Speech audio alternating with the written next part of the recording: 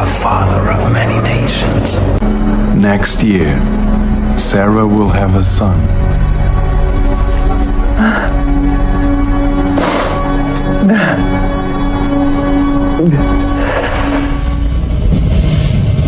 Why do you laugh?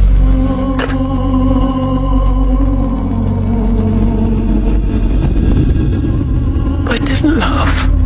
You did. And when you have a son, you will name him Isaac, which means laughter.